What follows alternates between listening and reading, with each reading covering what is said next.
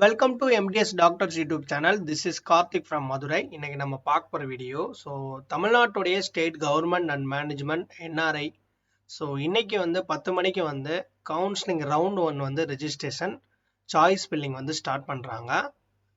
இந்த ரெஜிஸ்ட்ரேஷன் எப்படி பண்ணணும் அப்படின்றத ஒரு டெமோ வீடியோவை நான் போடுறேன். இந்த வீடியோவை நீங்கள் பாருங்கள். இந்த வீடியோவை ஸ்டார்டிங் டு எண்டிங் வரையும் பார்த்தீங்கன்னா உங்களுக்கு ஒரு ஐடியா கிடைக்கும். கண்டிப்பாக நம்மளுடைய எம்டிஎஸ் டாக்டர்ஸ் சேனலை புதுசாக ஃபாலோ பண்ணக்கூடிய டாக்டர்ஸ் இருந்தீங்கன்னா சப்ஸ்கிரைப் பண்ணிக்கோங்க, ஃபாலோ பண்ணிக்கோங்க. உங்களுக்கு பெய்ட் கவுன்சிலிங் சர்வீசஸ் நம்மக்கிட்ட இருக்குது. நீடட் இருந்துச்சு எம்டிஎஸ் கவுன்சிலிங் கைடன்ஸ் வேணும் அப்படின்னா கீழே டிஸ்கிரிப்ஷனில் என்னோட வாட்ஸ்அப் இருக்குது. டெக்ஸ்ட் பண்ணுங்கள். அதாவது நமக்கு Tamil Nadu government and management quota round 1 எம்டிஎஸ்க்கு இன்றைக்கி 10 மணி காலையில் 10 மணிலேருந்து ஸ்டார்ட் பண்ணிடுவாங்க. அதற்கான லிங்க் கொடுத்ததுக்கப்புறம் அந்த லிங்கை கிளிக் பண்ணிங்கன்னா நீங்கள் அப்ளிகேஷன் போடும்போது உங்களுடைய ரெஜிஸ்ட்ரேஷன் நம்பர் இருக்குது பாருங்கள். உங்களுடைய ரெஜிஸ்ட்ரேஷன் மொபைல் நம்பர். எந்த நம்பர் அப்ளிகேஷன் ரெஜிஸ்ட்ரேஷனுக்கு கொடுத்துருந்தீங்களோ அந்த ரெஜிஸ்ட்ரேஷன் நம்பரை வச்சு ஃபஸ்ட்டு மறுபடியும் பாஸ்வேர்டை நீங்கள் ரீசெட் பண்ணணும். அதாவது நீங்கள் அப்ளிகேஷன் போடும்போது ஒரு பாஸ்வேர்டு கொடுத்துருப்பீங்க, அதெல்லாம் அவங்க எடுத்து விட்ருவாங்க. நியூவாக நீங்கள் என்ன பண்ணணும்னா கவுன்சிலிங் அப்போ பாஸ்வேர்டை ரீசெட் பண்ணிடணும். ரீசெட் பண்ணதுக்கப்புறம் ஓடிபி வரும். நியூ பாஸ்வேர்டு கன்ஃபார்ம் பாஸ்வேர்டு கொடுத்துட்டு சப்மிட் கொடுத்துட்டீங்கன்னா உங்களுக்கு நியூவாக பாஸ்வேர்டு கொடுத்துட்டு ஓப்பன் பண்ணதுக்கப்புறம் இந்த மாதிரி விண்டோ ஓப்பன் ஆகும். இதுதான் உங்களுக்கு கவுன்சிலிங்கோடைய போர்ட்டல்.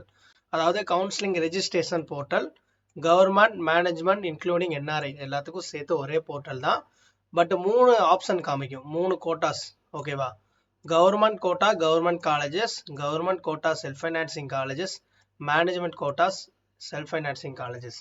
இந்த 3 ஆப்ஷன் காமிக்குது. இப்போ நீங்கள் கவர்மெண்ட் கோட்டா மட்டும் செலக்ட் பண்ணீங்க அப்படின்னா உங்களுக்கு நான் ஏற்கனவே சொல்லியிருந்தேன், கவர்மெண்ட் மட்டும் நீங்கள் செலக்ட் பண்ணீங்கன்னா 31,000 ரூபாய்.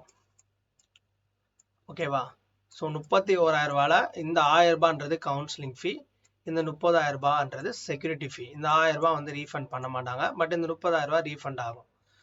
அதே இது நீங்கள் government and government quota self ஃபைனான்சிங்கை செலக்ட் பண்ணீங்கன்னா இந்த 30,000 ரூபாவோட 1 லேக் அடிஷ்னலாக நீங்கள் பே பண்ணணும். 1L. அப்போ 1,30,000, அதாவது 31,000 ரூபாய். நீங்கள் மேனேஜ்மெண்ட்டும் சேர்த்து மேனேஜ்மெண்ட் சீட்ஸும் நீங்கள் செலக்ட் பண்ணீங்கன்னா இதுக்கு ஒரு 2 லேக்ஸ் கட்டணும். அப்போ எவ்வளோ வருது பாருங்கள்.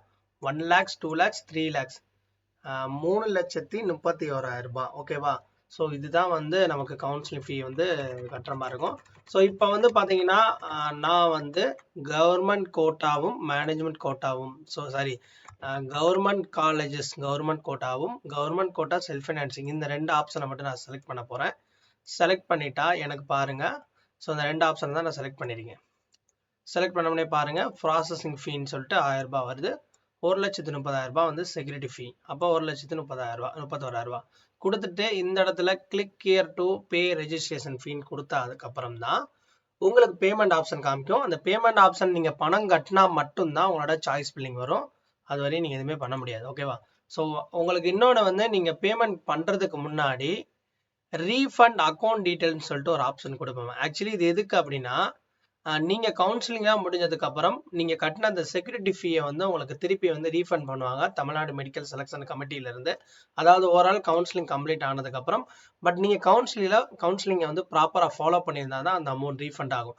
அந்த ரீஃபண்ட் ஆகிறதுக்கு நீங்கள் உங்களுடைய அக்கௌண்ட் டீட்டெயில்ஸ் இந்த இடத்துல கொடுத்துடணும். பேங்க் என்ன பேங்க்கு, என்ன ஐஎஃப்எஸ்சி, இது எது வேணால் நீங்கள் கொடுக்கலாம். உங்களுடைய ஓன் பேங்க்கு, உங்ககிட்ட இருக்கக்கூடிய எந்த ஒரு அக்கௌண்ட்டையும் நீங்கள் கொடுக்கலாம். ஓகேவா? அது கரெக்டான பேங்காக இருக்கணும். எல்லாமே பேங்க் அக்கௌண்ட்டு, ஐஎஃப்எஸ்சி கோடு, அக்கௌண்ட் டீட்டெயில்ஸ், அக்கௌண்ட் யார் பேரில் இருக்குது எல்லாமே கொடுத்துருங்க. ஓகேவா? இது பார்த்தீங்கன்னா ரீஃபண்ட் டீட்டெயில்ஸ்க்கானது.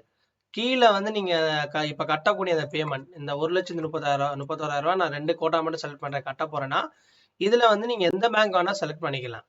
இது அவங்களுடைய கேட்வே. இப்போ இந்தியன் பேங்க் வச்சுருக்காங்க, யூனியன் பேங்க் வச்சுருக்காங்க, ஸ்டேட் பேங்க் வச்சுருக்காங்க, Bank of Baroda, Canara Bank, 5 பேங்க்கோடைய கேட்வே அவங்க வச்சுருக்காங்க. நீங்கள் எந்த பேங்க்ல இருந்து வேணால் நீங்கள் பே பண்ணிக்கலாம். இப்போ நான் இந்தியன் பேங்கை செலக்ட் பண்ணேன்னா செலக்ட் பண்ணதுக்கப்புறம் எனக்கு ஃபார் பாருங்கள், இப்போ நான் எஸ்பிஐ செலக்ட் பண்ணுறேன். எஸ்பிஐ செலக்ட் பண்ணியிருக்கேன். எஸ்பிஐ நான் செலக்ட் பண்ணேன்னா எஸ்பிஐயில் பாருங்கள் debit card, credit card, net banking, UPI, NEFT, SBI. எல்லாரும் இந்த டெபாசிட் அதிகமாக கட்டுறீங்கன்னா நெட் பேங்கிங் யூஸ் பண்ணுங்கள். யூபிஐ யூஸ் பண்ணாதீங்க. யூபிஐ வராது. ஏன்னா அமௌண்ட் நமக்கு 1,00,000 ரூபாய்க்கு மேலே வருது. ஸோ அதனால 30,000 ரூபாய் வந்து யூபிஐல பே பண்ணலாம், லிமிட்டேஷன் இருக்கும். பட் நெட் பேங்கிங் மூலயமா நீங்க பெரிய அமௌண்ட் கட்டும்போது நீங்க கார்டோ யூபிஐ வந்து யூஸ் பண்றதை அவாய்ட் பண்ணிக்கோங்க. ஓகேவா? நெஃப்ட்ல வேணா பண்ணலாம். ஸோ நெஃப்ட்டை விட பெட்டரானது உங்களுக்கு நெட் பேங்கிங் வச்சுக்கோங்க. ஸோ நெட் பேங்கிங் மூலயமா நீங்க வந்து அவங்களுடைய கேட்வேயை செலக்ட் பண்ணிட்டு உங்களுடைய பேங்க் இப்போ ஆல் பேங்க்ஸில் நீங்கள் எந்த பேங்க்கில் அக்கௌண்ட் வச்சுருக்கீங்களோ அதை செலக்ட் பண்ணிட்டு பே நம்ம கொடுத்துருங்க. கொடுத்ததுக்கப்புறம் உங்களுடைய நெட் பேங்கிங்கோடைய டீட்டெயில்ஸ் கேட்கும். நெட் பேங்கிங் கொடுத்துட்டு பே பண்ணிடுங்க. பே பண்ணதுக்கப்புறம் தான் நீங்கள் சாய்ஸ் ஃபில்லிங் காலேஜஸ் பண்ண முடியும். ஓகேவா? ஸோ எல்லாரும் வந்து அகெயின் சொல்கிறேன், நெட் பேங்கிங்கை யூஸ் பண்ணுங்க. தயவுசெய்து யூபிஐ டெபிட் கார்டு கிரெடிட் கார்டெலாம் யூஸ் பண்ணாதீங்க. ஸோ அது வந்து கொஞ்சம் ப்ராப்ளம் இருக்கும். ஏன்னா நிறைய பேர் வந்து கார்டு வந்து ஒரு ஏடிஎம் கார்டாக தான் யூஸ் பண்ணுவாங்க. ஒரு பர்ச்சேசிங் கார்டாக யூஸ் பண்ணாதான் அந்த கார்டு கரெக்டாக வந்து நமக்கு இருக்கும். ஸோ இன்னொன்று சில பேருக்கு லிமிட்லாம் வந்து அது கரெக்டாக ப்ராப்பராக இருக்காது. சில நேரம் வந்து அவங்களுக்கு லிமிட்டேஷன் வந்து அதெல்லாம் நம்ம செட் பண்ணணும். ஸோ நெட் பேங்கிங் வந்து ப்ராப்பராக வச்சு பண்ணுங்க, பெஸ்ட் ஆப்ஷன். ஓகேவா? ஸோ தேங்க்ஸ் ஃபார் வாட்சிங் தட். இந்த வீடியோ வந்து உங்களுக்கு ஒரு இன்ஃபர்மேட்டிவாக இருக்கும்னு நினைக்கிறேன். ஜஸ்ட் இது ஒரு டெமோ வீடியோ தான். ஏன்னா நமக்கு 10 மணிக்கு ஸ்டார்ட் ஆக போகுதுன்னா அதுக்கு முன்னாடி ஒரு ஐடியாலஜி தெரிஞ்சுக்கிறதுக்கு தான் இந்த வீடியோ. ஸோ இந்த வருஷம் 2024க்கு எப்படி அப்ளிகேஷன் போடுறதுன்றத 10 o'clock அப்புறம் வந்து நம்ம வந்து ஒரு வீடியோ வந்து போஸ்ட் பண்ணோம் கண்டிப்பாக. ஸோ தேங்க்ஸ் ஃபார் வாட்சிங் தட். இந்த வீடியோ பிடிச்சிருந்தா லைக் பண்ணுங்கள், ஷேர் பண்ணுங்கள். உங்களுக்கு பெய்ட் கவுன்சிலிங் சர்வீசஸ் வேணும்னு நினச்சிங்கன்னா கீழே கமெண்ட் செக்ஷனில், அதாவது கீழே வந்து டிஸ்கிரிப்ஷனில் என்னுடைய வாட்ஸ்அப் கொடுத்துருக்கேன்.